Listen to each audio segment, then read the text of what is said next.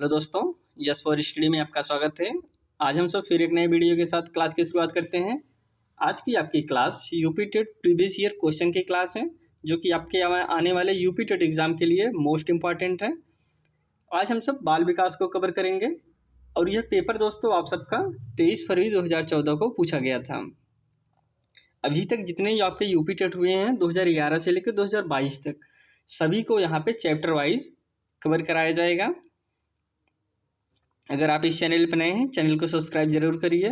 यहाँ पे आपको प्रीवियस ईयर नए स्टडी मटेरियल सबको चैप्टर वाइज कंप्लीट कराया जाएगा। आज का जो हम सब वीडियो को कवर कर रहे हैं, अगर यह पेपर आपको चाहिए तो दोस्तों आप टेलीग्राम चैनल को ज्वाइन करके यह पेपर डाउनलोड कर सकते हैं, जो कि लिंक आपको डिस्क्रिप्शन बॉक्स में या फिर कमेंट बॉक्स में मिल जाएगा। चलिए हम सब क्लास की शुरुआत करते हैं। इसमें पहला क्वेश्चन है, अल्फरेडा का वर्गीकरण होता है।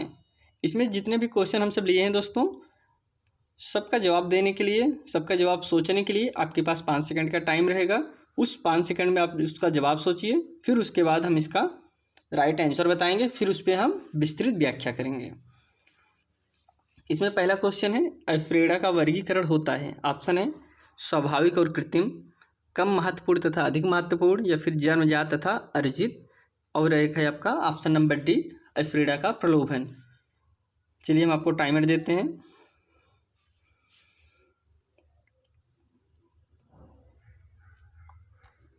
इसका राइट आंसर है दोस्तों ऑप्शन नंबर सी, जन्मजात तथा अर्जित। जो अल्फरेडा होता है दोस्तों, उसे हम दो प्रकार से ग्रहण कर सकते हैं। एक होता है आपका जन्मजात और एक होता है अर्जित। इसका विभाजन जो है आपके मैस्लो महोदय ने किया था। और अगर जन्मजात की बात करें तो जन्मजात के अंतर्गत आपके आएंगे जैसे भूख लगना, प्यास लगना, विश्राम, निद्रा, यह सब आपके आएंगे जन्मजात के अंतर्गत। लेकिन वह अल्फरेडा जो हम अर्जित करें दूसरे से, जैसे अब जैसे सामाजिक, जो समाज में हम सब रहना बैठना सीखते हैं, यह सब प्रतिष्ठा आदि, ये सब जो है अर्जित किया जाता है। यह अल्फरेडा अर्जित किया जाता है, जन्मजात नहीं होता। आप सिंपल से समझिए, जो चीज़ हमको जन्मजात मिलती है वह आपका जन्मजात अल्फरेडा कहलाता है, और जिसे हम अर्जित करते हैं वह आपका अर्जित अल्फरेडा कहलाता है। इसका विभाजन मैस्लो महोदय ने किया था। चलिए हम सब नेक्स्ट क्वेश्चन देखते हैं। करें, सीखने की क्रिया, सीखने की प्रक्रिया में सीखने का हस्तांतरण हो सकता है, सकारात्मक हो सकता है कि नकारात्मक हो सकता है, कि शून्य हो सकता है, कि यह सभी हो सकता है। इसमें आपका राइट आंसर होगा दोस्तों, जो सीखने की प्रक्रिया में सीखने का हस्तांतरण की बात यहाँ पे हो रही है, तो इसमें आपका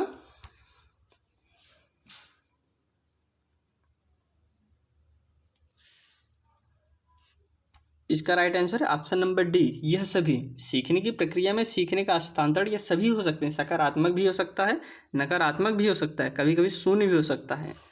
अब इस पर हम विस्तृत व्याख्या के जरिए समझते हैं। अगर हम सब सीखने की बात करें तो दोस्तों, जैसे हम सब कुछ चीज़ सीखे रहे हैं, पहले से हम सीखे रहे हैं, दूसरा कोई नया चीज़ सीखें, और जो हम उसमें सीखे रहे हैं, पहले वाले में जो हम सब सीखे रहे हैं उसका उसमें उपयोग होता रहे, तो यह आपका सकारात्मक होता है। अगर वह उससे आपका नुकसान होता है तो वह फिर नकारात्मक होता है। इस प्रकार से हम इसका कर सकते हैं। ऐसा नहीं कि तीन ही प्रकार से होते हैं, सकारात्मक, नकारात्मक, शून्य, क्षैतिज हस्तांतरण भी होता है, आपका ऊर्ध्वा हस्तांतरण भी होता है। इस प्रकार से और भी तमाम हस्तांतरण होते हैं सीखने में। अगला क्वेश्चन है, निम्न में से कौन सा मत अंतर्दृष्टि द्वारा सीखने की व्याख्या करता है? ऑप्शन है मनोविश्लेषणवाद, व्यवहारवाद, संबंधवाद, या फिर गेस्टाल्टवाद। यहाँ पे दोस्तों आपको इसका आंसर बताना है।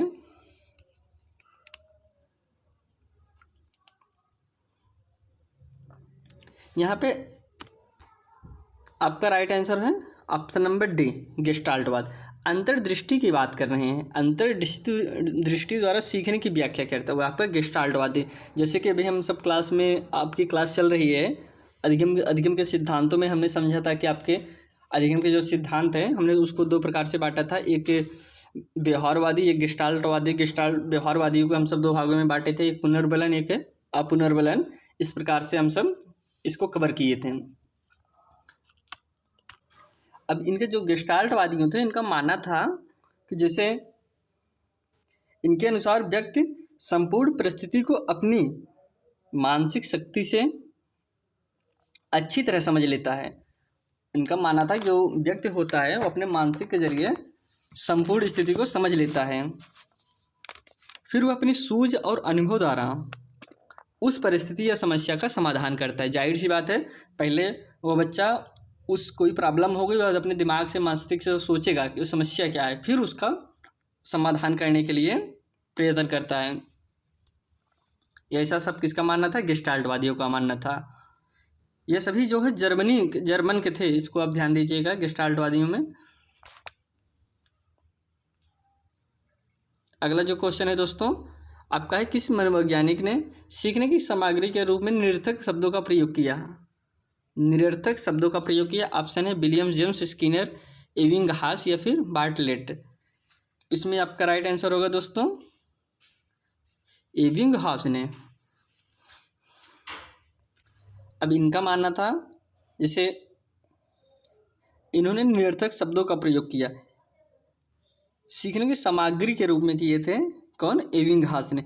मतलब इनके अनुसार निरर्थक शब्दों के प्रयोग से धीरे धीरे सार्थक शब्दों का प्रयोग करना आसान हो जाता है। पहले वह कोई निरर्थक से, जैसे बोलने बच्चा भी सही शब्द नहीं बोल पा रहा है, धीरे धीरे वह गलत ही बोलेगा, निरर्थक शब्द ही बोलेगा, लेकिन धीरे धीरे वह सीख जाता है कि हमको बोलना क्या है।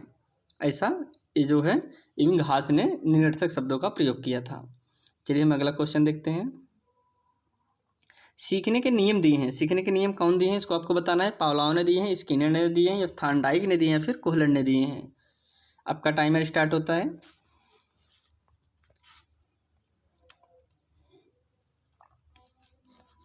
इसमें आपका राइट आंसर है ऑप्शन नंबर सी। सीखने का जो नियम है दोस्तों वह थॉर्नडाइक महोदय ने दिया है। जैसे कि थॉर्नडाइक को हम सब क्लास में, इसके पहले जो क्लास थे उसमें हम सब कवर किए थे थॉर्नडाइक के बारे में, जिसमें हम सब बताए थे उन्होंने किस प्रकार से बिल्ली पर प्रयोग किया, किस प्रकार से मतलब,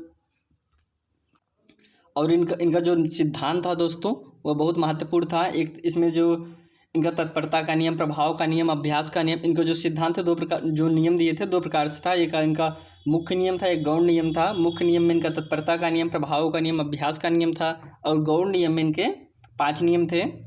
यह आपके थॉर्नडाइक महोदय ने दिए हैं। इनका प्रयोग समझिए कि इन्होंने जो है बिल्ली पर प्रयोग किया था। और इनकी थ्योरी को जो दोस्तों ये सार थ्योरी के भी नाम से जाना जाता है, जो कि आपके एग्जाम के पॉइंट बेस से बहुत ही महत्वपूर्ण है। चलिए हम सब अगला क्वेश्चन देखते हैं। सीखना है, सीखना क्या है इसको आपको बताना है। व्यवहार में परिवर्तन है, अनुभव तथा अभ्यास का परिणाम है, या व्यवहार में अपेक्षाकृत अस्थायी परिवर्तन है, या फिर ये सभी हैं। अब दोस्तों इसका राइट आंसर आपको बताना है।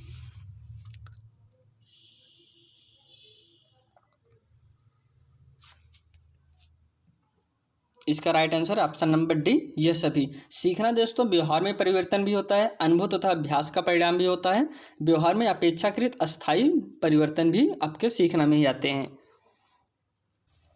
और जो दोस्तों सीखने की प्रक्रिया होती है वो आपके जन्म से लेकर मृत्यु तक चलती रहती है। ऐसा नहीं कि यह कभी कभी रुक जाता है। सीखने की प्रक्रिया आपका हर समय चलता रहता है। ये बस किसी का कम किसी का ज़्यादा हो सकता है। जिसका वातावरण अच्छा मिल गया वो अच्छा से सीख लेता है, लेकिन जिसका वातावरण नहीं सही रहता तो वो अच्छे से नहीं सीख पाता। कम ज़्यादा हो सकता है, लेकिन यह शून्य नहीं हो सकता सीखने की प्रक्रिया, और यह हर समय चलता रहता है।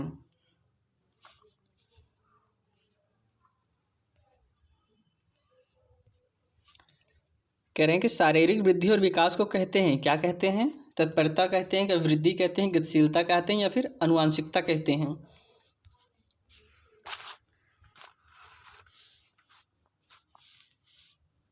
इसका राइट आंसर है option number B is right answer. शारीरिक वृद्धि और विकास को कहते हैं अवृद्धि। जैसे शारीरिक वृद्धि की अगर हम सब बात करें यहाँ पे, तो जो आपकी शारीरिक वृद्धि होती है दोस्तों यह एक निश्चित समय तक होती है। ऐसा नहीं कि आपका हाथ बढ़ रहा है तो पूरी ज़िंदगी हाथ ही बढ़ता रहेगा, नहीं। यह इसका एक निश्चित समय होता है, उस निश्चित समय के आने के बाद यह रुक जाती है। अगला क्वेश्चन है, चिंतन संज्ञानात्मक पक्ष में एक मानसिक क्रिया है, यह कथन है, किसका कथन है? डेवी द्वारा है, गिलफोर्ड द्वारा है, या फिर क्रूज द्वारा है, या फिर रास द्वारा है? इसका राइट आंसर है दोस्तों ऑप्शन नंबर डी। चिंतन संज्ञानात्मक पक्ष में एक मानसिक क्रिया है, यह कथन रास के द्वारा है। यह कथन रास ने कहा था। अगला क्वेश्चन है, तो बाल मनोविज्ञान के आधार पर कौन सा कथन सर्वोत्तम है? ऑप्शन है सारे बच्चे एक जैसे होते हैं, या फिर कुछ बच्चे एक जैसे होते हैं, या कुछ बच्चे विशिष्ट होते हैं, या प्रत्येक बच्चा विशिष्ट होता है। इसमें आपका राइट आंसर है दोस्तों प्रत्येक बच्चा विशिष्ट होता है, क्योंकि आप अभी भी सारे बच्चे एक जैसे तो होते ही नहीं। किन्हीं की मानसिक तीव्रता कम होती है, किन्हीं की ज़्यादा होती है, किन्हीं का मतलब सभी बच्चे एक जैसे नहीं हो सकते। पहला तो होगा नहीं, दूसरा कुछ बच्चे एक जैसे होते हैं। ये भी नहीं, भिन्नता पाई जाती है। जो आपका वैयक्तिक भिन्नता है चैप्टर, इसमें यही बताया जाता है कि दो बच्चे एक जैसे नहीं हो सकते, उनकी कुछ न कुछ परिवर्तन जरूर रहता है, चाहे वह जुड़वा ही क्यों ना रहें। कुछ बच्चे विशिष्ट होते हैं, कुछ बच्चे नहीं दोस्तों, प्रत्येक बच्चे विशिष्ट होते हैं, क्योंकि वो अपने आप में एक विशिष्टता लिए रहते हैं। इसलिए आप ऑप्शन इसमें डी इज राइट आंसर। इसमें अगला क्वेश्चन है बाल मनोविज्ञान का केंद्र बिंदु है। ऑप्शन है अच्छा शिक्षक, बालक, या फिर शिक्षण प्रक्रिया, या फिर विद्यालय। आपका ऑप्शन शुरू होता है।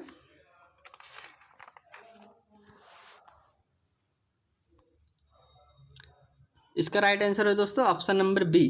जो बाल मनोविज्ञान का केंद्र बिंदु है दोस्तों वह बालक होता है। कभी भी एक टीचर को केंद्र में खुद को नहीं रखना चाहिए, शिक्षण सामग्री को नहीं रखना चाहिए। सबसे महत्वपूर्ण है दोस्तों कि आप बाल मनोविज्ञान के केंद्र में हर समय बालक इम्पॉर्टेंट होता है। आप पूरी यूपी टेट, सी टेट, कोई भी आपका C TET, UP TET, super TET दीजिए, उसमें आपको ऐसे विकल्प को कभी नहीं चॉइस करना होगा जिसमें बालक को गलत साबित करता हो, बालक को गलत कहा गया हो। इसमें हर समय बालक को पॉजिटिव वे में लेना है, इसलिए इसमें आपका राइट आंसर होगा ऑप्शन नंबर बी। अगला क्वेश्चन है अच्छी स्मृति की विशेषता है। अच्छी स्मृति की क्या विशेषता है दोस्तों? ऑप्शन है पहला शीघ्र पुनः स्मरण, शीघ्र पहचान, अच्छी धारणा, या फिर ये सभी। आपका टाइमर स्टार्ट होता है।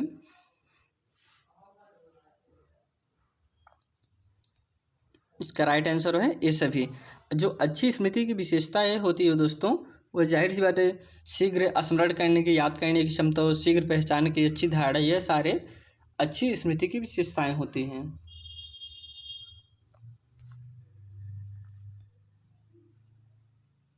अगला क्वेश्चन है संवेग शब्द का शाब्दिक अर्थ है। संवेग शब्द का शाब्दिक अर्थ क्या है, इसको आपको बताना है। क्रोध और भय, स्नेह तथा प्रेम, उत्तेजना या भावों में उथल पुथल, या फिर उपरोक्त में से कोई नहीं।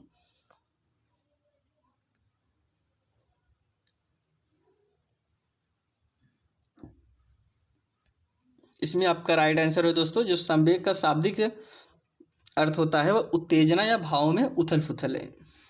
अब जाहिर सी बात है दोस्तों, जब आपके अंदर संवेग आएगा, कोई चीज़ के लिए उत्सुकता आएगी, तो आपके अंदर उत्तेजना आएगी, उथल पुथल होगा, आप विशेष प्रकार से सोचना प्रारंभ कर देंगे। यह सारी क्रिया आपके संवेग आने के बाद ही आती है। इसलिए कह रहे हैं संवेग का जो शाब्दिक अर्थ होता है उत्तेजना होता है। संवेग आने के बाद आप अभी कोई चीज़ सोचते रहें, पॉजिटिव होंगे, तुरंत आपके अंदर उत्तेजना आ जाएगी, हमको इस चीज़ करना है।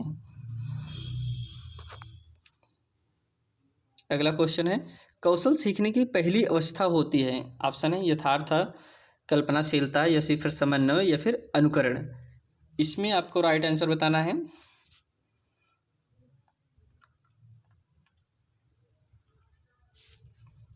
इसका राइट आंसर दोस्तों ऑप्शन नंबर डी है, अनुकरण। जो कौशल सीखने की पहली अवस्था होती है वह अनुकरण होती है। अनुकरण इसलिए होती है दोस्तों, बच्चा इस उम्र में अपने मन से कोई चीज़ नहीं सीख पाता, वह किसी का देखेगा, कॉपी करेगा। तो इस मतलब अनुकरण दूसरे को देखकर ही सीखने की पहली अवस्थाएं होती हैं।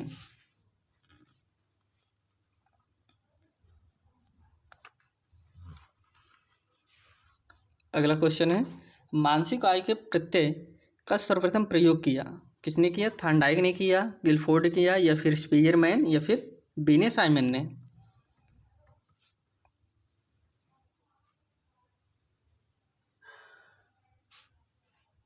इसका राइट आंसर है दोस्तों मानसिक आय का प्रत्यय का सर्वप्रथम प्रयोग बीने साइमन ने किया था। इन्होंने दोस्तों यह बताया कि किसी की जितनी एज है, जो उसकी मानसिक आय है, मानसिक आय के जरिए हम उसके आईक्यू निकाल सकते हैं। उसका आईक्यू हम समझ सकते हैं वो कितना बुद्धिमान है, उसका बुद्धि का हम पता लगा सकते हैं। ऐसा किसने किया था? बीने साइमन ने किया था। नेक्स्ट क्वेश्चन है शैशवावस्था के लिए उत्तम शिक्षण विधि क्या है? ऑप्शन है आपके पास मॉन्टेसरी विधि, खेल विधि, किंडरगार्टन विधि या फिर ये सभी।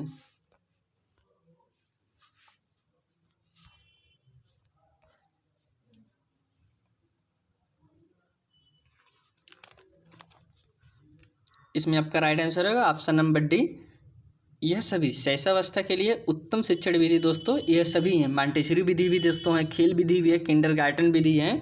ये सारी विधि आपके शैशवावस्था बालक के लिए बहुत ही महत्वपूर्ण हैं।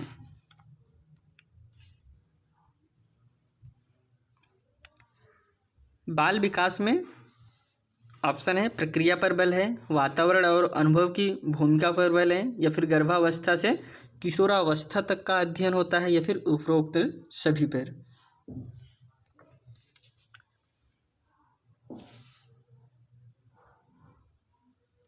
इसमें आपका राइट आंसर है दोस्तों, बाल विकास में जो है गर्भावस्था से किशोरावस्था तक का अध्ययन होता है। जब बालक का विकास होता है तो बाल विकास में आप उसके गर्भ से लेकर किशोरावस्था तक का अध्ययन करते हैं बाल विकास में। अगर इसको हम सब समझे तो दोस्तों, जैसे गर्भावस्था हो गया आपका 0 से लेके 9 मंथ तक हो गया आपका गर्भावस्था। शैशवावस्था की अगर हम सब बात करें 6 वर्ष जन्म से लेकर 6 वर्ष तक हो गया। फिर आपका बाल्यावस्था होता है 7 से लेकर आपका यह 12 वर्ष तक हो गया। फिर 12 से लेकर 18 वर्ष तक आपका किशोरावस्था आता है। इसमें आपका राइट आंसर सी है।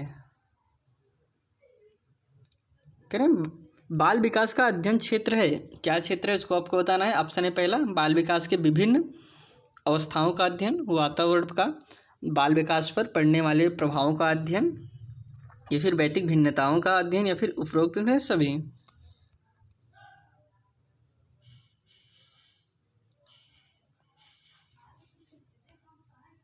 इसमें आपका राइट आंसर होगा उपरोक्त से सभी।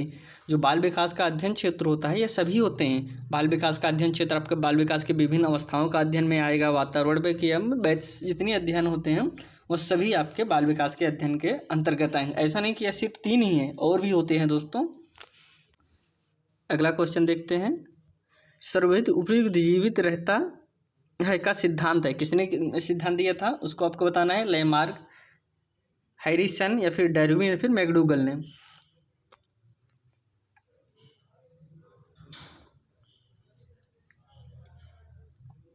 इसका आपका राइट आंसर होगा डार्विन ने। यह सिद्धांत दोस्तों आपके डार्विन महोदय ने दिया था।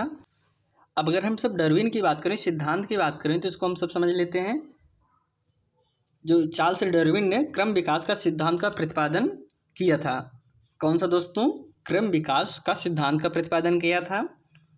क्रम विकास जैविकवादी के अनुवांशिक लक्षणों के पीढ़ी दर पीढ़ी परिवर्तन को कहते हैं। किसको कहते हैं दोस्तों? पीढ़ी दर पीढ़ी परिवर्तन को कहते हैं। इस सिद्धांत के अनुसार जो प्राणी स्वयं को प्राकृतिक के अनुरूप ढाल लेता है, जो प्राकृतिक के हिसाब से अपने आप को ढाल लेता है, उनका अस्तित्व बचा रहता है, और जो नहीं ढाल पाता वो उनका अस्तित्व समाप्त हो जाता है। जाहिर सी बात है दोस्तों, अगर आप अपने आने वाले समय के हिसाब से आप अपने को चेंज नहीं करेंगे, परिवर्तन नहीं करेंगे, तो आप पीछे रह जाएंगे। उनका जो डार्विन थे, इनका यही कहना था कि आपको प्राकृतिक के हिसाब से अपने आप को ढाल लेना है।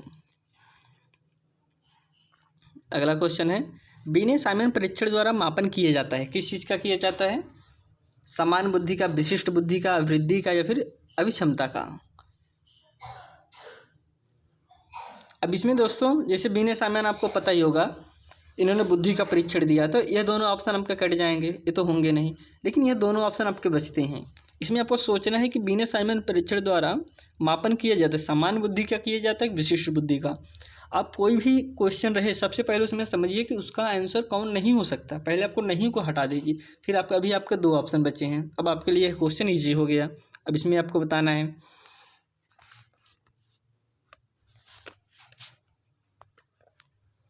इसका राइट आंसर है दोस्तों समान बुद्धि का। जो बीने साइमन का परीक्षण द्वारा मापन किया जाता है वह समान बुद्धि का किया जाता है। इस परीक्षण का प्रतिपादन दोस्तों 2 लोग थे। जो बीने साइमन है, ये दोनों अलग अलग, इसको आप ध्यान दीजिएगा, ये 2 मनोवैज्ञानिक है। इसका प्रतिपादन 1905 में किया गया था।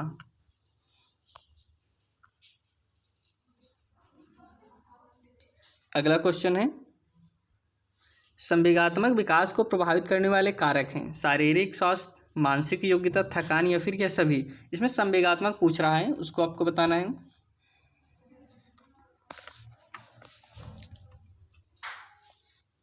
इसका राइट आंसर होगा option number D.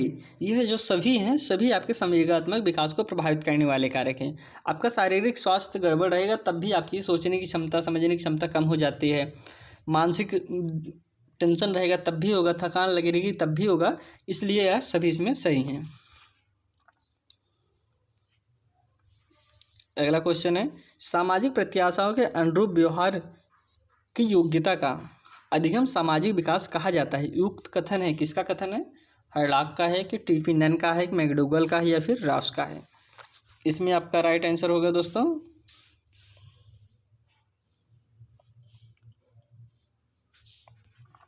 Option number A, हर्लॉक का।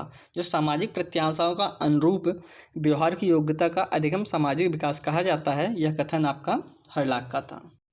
इसमें अगला क्वेश्चन है, करें सीखने का सर्वाधिक उपयुक्त अर्थ है। क्या अर्थ है? कौशल अर्जन करना, ज्ञान अर्जन करना, व्यवहार में परिमार्जन करना या फिर वैयक्तिक समायोजन करना। इसमें आपका राइट आंसर होगा, उसको आपको बताना है क्या है। इसमें आपका राइट आंसर है ऑप्शन नंबर सी। सीखने का जो सर्वाधिक उपयुक्त अर्थ होता है दोस्तों, वह व्यवहार में परिमार्जन होता है। जो अधिगम, जिसे अधिगम जो सीखने का मुख्य उद्देश्य बालक के व्यवहार में परिवर्तन लाना ही है दोस्तों। जो सीखने का हमारा सबका उद्देश्य होता है दोस्तों, उसके व्यवहार में परिवर्तन लाना ही होता है। होता तो और भी कौशल अर्जन करने सब होता है, लेकिन जो मुख्य उद्देश्य है दोस्तों वह आपका व्यवहार में परिमार्जन ही होता है। अगला क्वेश्चन है, बाड़ी दोष नहीं है। ऑप्शन है आपके पास, ध्वनि परिवर्तन और अस्पष्ट उच्चारण, धीमी या तेज गति से बोलना, हकलाना या तुतलाना या फिर तीव्र अस्पष्ट वाणी।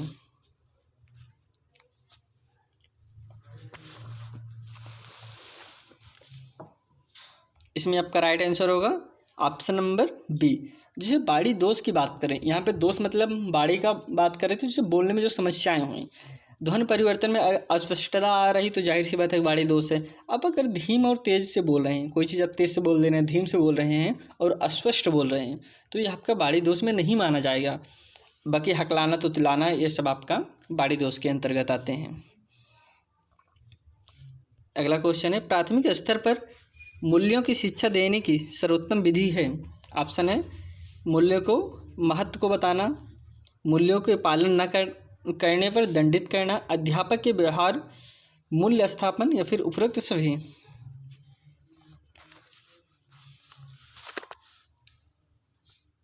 इसका राइट आंसर होगा दोस्तों option number C is right answer. अध्यापक के व्यवहार में मूल्य स्थापन, जो प्राथमिक स्तर मूल्यों की शिक्षा देने का सर्वोत्तम विधि है वह है अध्यापक के व्यवहार में मूल्य स्थापन।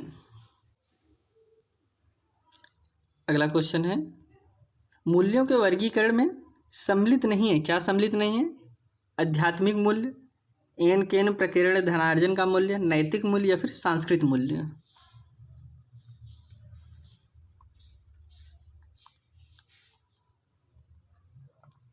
इसमें आपका राइट आंसर होगा ऑप्शन नंबर बी, एन केन प्रकीर्ण धनार्जन का मूल्य। मूल्य के वर्गीकरण में शामिल नहीं, इसमें नहीं पूछ रहा है। आध्यात्मिक मूल्य भी शामिल है, नैतिक मूल्य भी, सांस्कृतिक मूल्य भी, लेकिन यह दोस्तों आपका नहीं शामिल है, इसलिए गलत है, गलत के साथ गलत चला जाएगा। अगला क्वेश्चन है, व्यक्ति के संगठन का स्वरूप है। ऑप्शन है पहला सामाजिक, आर्थिक, मनोवैज्ञानिक शारीरिक, सामाजिक राजनीतिक या फिर मनोवैज्ञानिक आध्यात्मिक।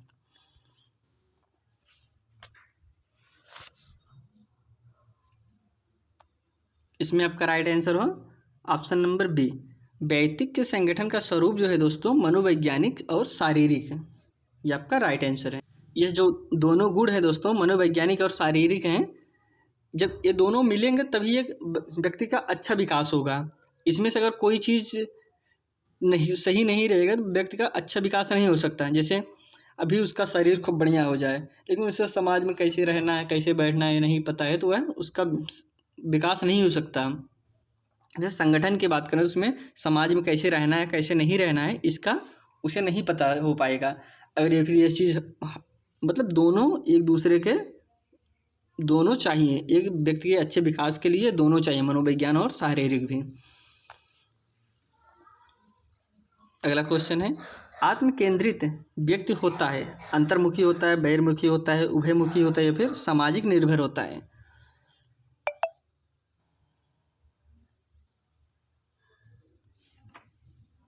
इसमें आपका राइट आंसर होगा ऑप्शन नंबर ए। आत्म केंद्रित जो व्यक्ति होता है दोस्तों वो अंतर्मुखी होता है। अंतर्मुखी व्यक्ति उसे कहते हैं दोस्तों जो अकेले रहता है, उसे समाज के साथ अपने आप को समायोजित करने में थोड़ा समस्या होती है, वह ज़्यादा से ज़्यादा अकेले रहना पसंद करता है। ऐसे व्यक्तियों को हम सब आत्म केंद्रित व्यक्ति कहते हैं जो खुद में लीन रहे। इस ऐसे व्यक्तियों को हम अंतर्मुखी की श्रेणी में रखते हैं। अगला क्वेश्चन है, अपने ऊर्जा बल को बाहर की ओर व्यक्त करने वाले व्यक्ति का प्रकार होता है, कैसा होता है? ज्ञानात्मक व्यक्ति, कलात्मक व्यक्ति, बहिर्मुखी व्यक्ति या फिर धार्मिक व्यक्ति?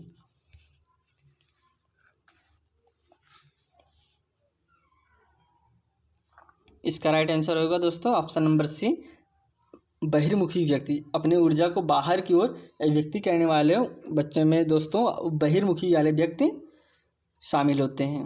बहिर्मुखी में व्यक्ति वह व्यक्ति आते हैं दोस्तों जो समाज के हिसाब से अपने आप को ढाल लेते हैं। अब कहीं भी चले जाएं, किसी भी समाज में चले जाएं, उसमें अपने आप को बहुत आसानी से समायोजित कर लेंगे, अपने आप को बहुत आसानी से ढाल लेते हैं। ऐसे व्यक्ति को हम बहिर्मुखी व्यक्ति कहते हैं।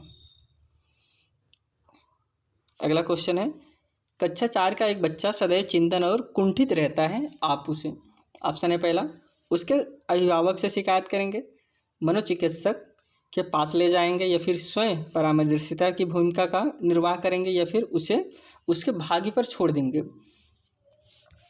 इसका आंसर आपको बताना है।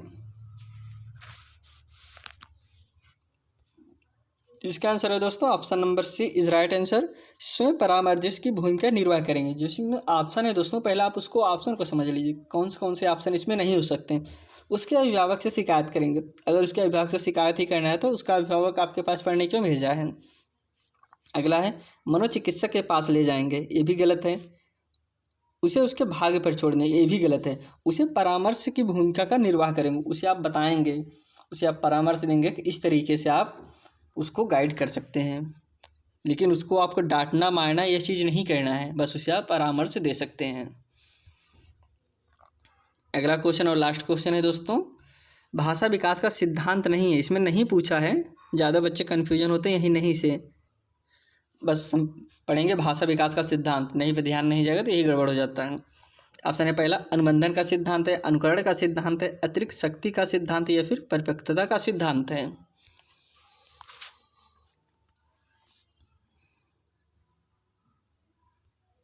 इसमें दोस्तों भाषा विकास का जो सिद्धांत नहीं है वह आपका अतिरिक्त शक्ति का जो सिद्धांत है वह नहीं है। बाकी सारे जो हैं भाषा के सिद्धांत के, भाषा के विकास के मुख्य सिद्धांत, अनुबंधन का सिद्धांत, अनुकरण का, परिपक्वता का, ये सब भाषा विकास के मुख्य सिद्धांत हैं, लेकिन अतिरिक्त शक्ति का सिद्धांत यह भाषा का सिद्धांत नहीं है। अब चलिए दोस्तों, यह इसी के साथ यह क्लास हम यहीं समाप्त करते हैं। यह दोस्तों इस पीडीएफ में आपको इसका आंसर की भी मिल जाएगा लास्ट में। आप इस पीडीएफ को डाउनलोड कर सकते हैं, जो कि लिंक आपको डिस्क्रिप्शन बॉक्स में या फिर कमेंट बॉक्स में मिल जाएगा। वहाँ पे जाके आप टेलीग्राम चैनल ज्वाइन करके पीडीएफ को डाउनलोड कर सकते हैं। इसी के साथ यह क्लास हम यहीं समाप्त करते हैं। कल आपसे फिर एक नई वीडियो के साथ मिलते हैं, तब तक के लिए धन्यवाद।